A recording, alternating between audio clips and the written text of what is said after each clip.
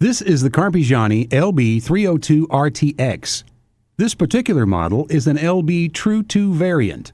This means that it has a true 2-speed beater motor, a low speed and a high speed.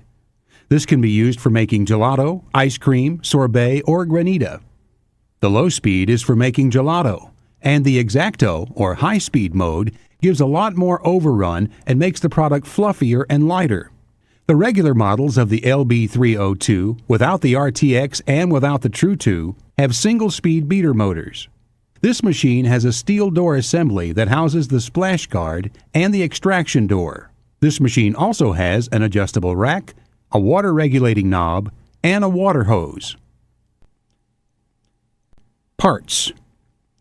There are two types of beaters that this machine can equip, one for ice cream and one for gelato.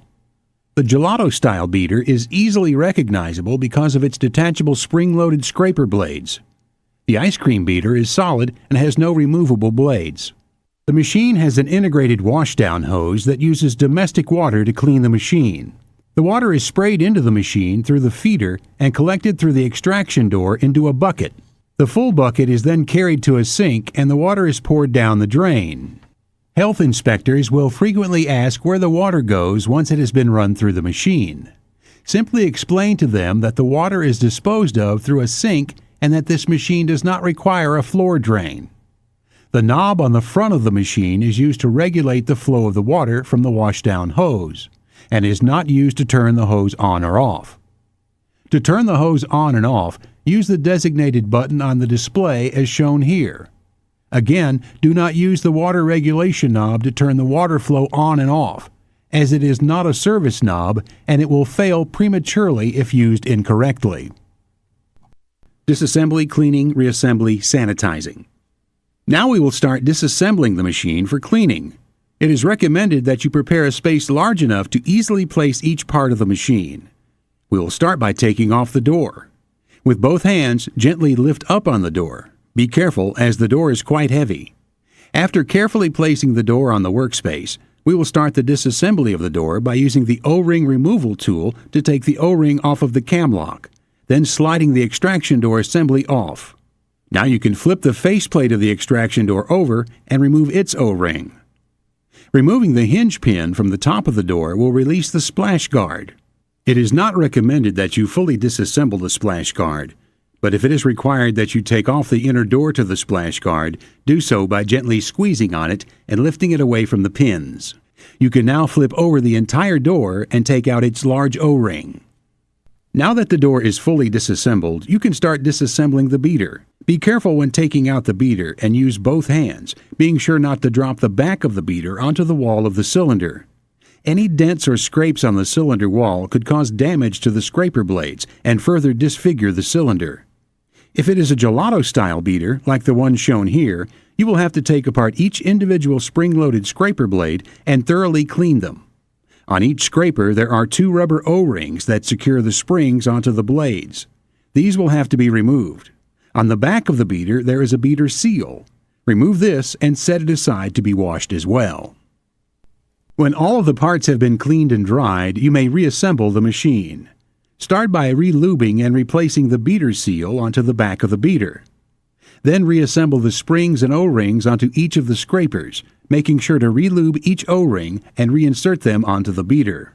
When reinserting the beater back into the machine, you will have to compress the spring-loaded scraper blades to fit them inside the cylinder wall. Then, simply turn and press until you feel the beater seat into the drive shaft. Now we will begin to reassemble the door. First, take the large door seal and place it back into the groove on the back of the door. It is recommended that you wait to lube this O-ring until you have finished reassembling the rest of the door. So flip the door over and prepare the extraction door. Reinsert the extraction door seal and relubricate it. Then take the cam lock and reinstall the extraction door onto its mount. All that is left to do for the extraction door is to replace the small rubber O-ring on the bottom of its mount and relubricate it. Then you will lift and reinsert the splash guard onto the top of the door and replace the guard's hinge pin. Now you can flip the door and relubricate its large rubber O-ring. Finally, you can replace the door onto the face of the machine. We will now sanitize the machine. Prepare a bucket of sanitizing solution and take it to the machine. Before pouring the solution into the machine, ensure that all door locks are secure so that the solution does not immediately pour out. Now lift the splash guard and begin pouring the sanitizer into the machine. Now press the cleaning mode and let the machine run for at least 2 minutes in this sanitizing cycle. It is very important that you do not press the production button while there is sanitizer or any amount of water in the machine. If the machine were to go into a mode that permits refrigerant, then the sanitizer would become icy and could easily cause damage to the cylinder of the machine.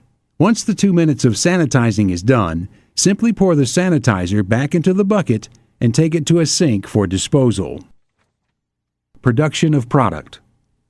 Now that the machine has been properly sanitized, we will show you how to put the machine into production. Prepare the product mix and bring it to the machine. Open the splash guard and pour the mix into the machine. Note that the 302 has a 12-quart cylinder, and a full batch is half of that, meaning that this machine's maximum load is 6 quarts. The minimum batch size is 3 quarts.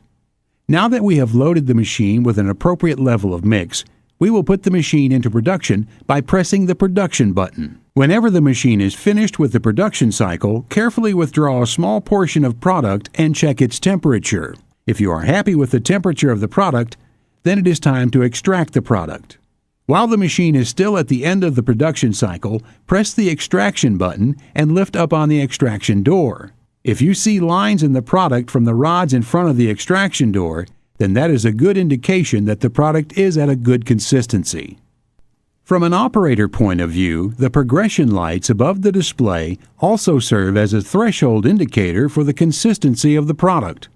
The product we just made was set to a consistency of 10. If we want a more fluid, less frozen consistency, we will lower this number. To do so, press the red stop button until the first square lights up. Then simply press the down or up button to adjust the setting.